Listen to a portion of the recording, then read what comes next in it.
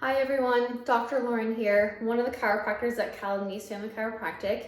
And today we're going to talk about what is this hump on my upper back? Why is my head sitting so far forward? So as this relates to posture, it's often coined upper cross syndrome. What is this?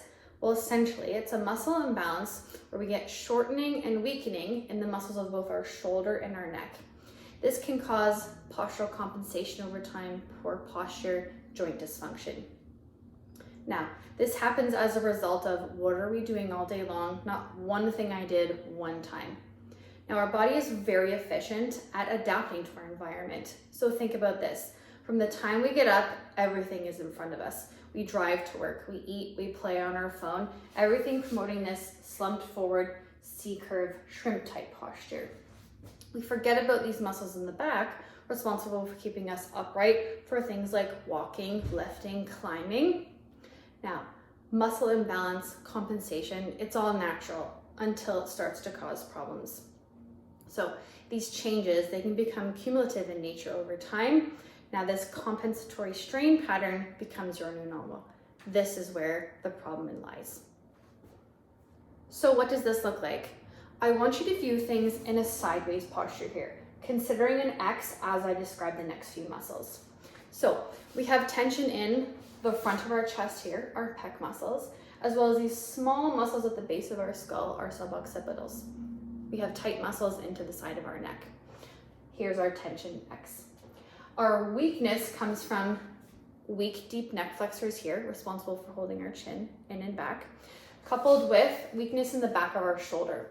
Those lower traps, our serratus anterior, rhomboids, muscles that are designed to hold our shoulder blades down and in. Now, as the shoulders begin to drift forward, our head now also drifts forward. This is where we're getting that hump on the back of our neck. So let's talk. What exactly is that hump on your upper back? It's the beginning of what we call a dowager's hump. As the head naturally drifts forward, the spinal curve changes, causing this alteration in curvature of the spine. Slowly, we do develop a soft tissue hump on the top, making it look more prominent. Now, this hump is something we would typically expect to see in someone about over the age of 50, as their spine naturally degenerates with age, as opposed to a younger person who has now put extra strain on the head, causing this hump to appear earlier. Now, I want you to consider this. For every 1 inch forward the head migrates, that's an extra 10 to 12 pounds of force down into the spine.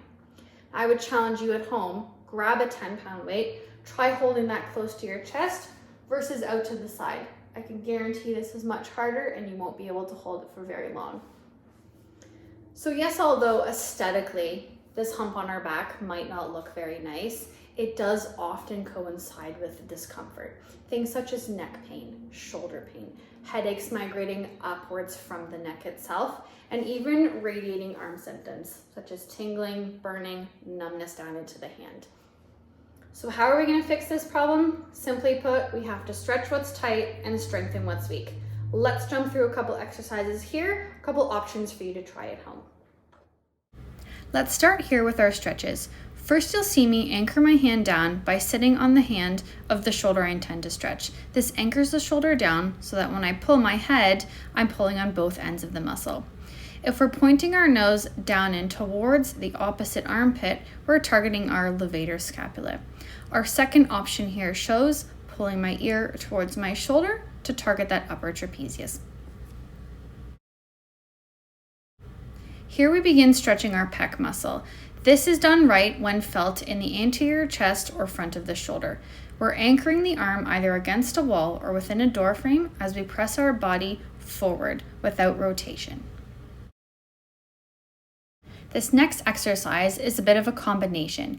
We're not only strengthening those deep neck flexors, but also stretching those tight suboccipitals at the base of our skull. You'll see me pull my nose backwards rather than chin to chest. This exercise is designed to hold for a designated duration. Let's move on to strengthening the back of that shoulder. What I'm showing you here is a reverse fly. This can be done simply with grabbing a small object from around the house. We're pulling our shoulders back and down, imagining them pinching together. Alternatively, this can be done in a gym type setting where you can increase resistance. Here we focus on our rhomboids, middle, and lower trap muscles. So now you have your exercises, you know some place to start, now what? It can be combined with supplemental care, such as working with a chiropractor, like myself, working with a massage therapist for those myofascial strains, working with an osteopath to work out some of those fascial patterns. Now, important thing to note, this is not a quick fix. We didn't wake up like that this morning, and it's going to take more than a couple weeks of stretches and care to push this postural pattern out the door. It's important to be consistent with our exercises and with our treatment patterns. I hope this has been helpful, and now you know what is that hump on my upper back.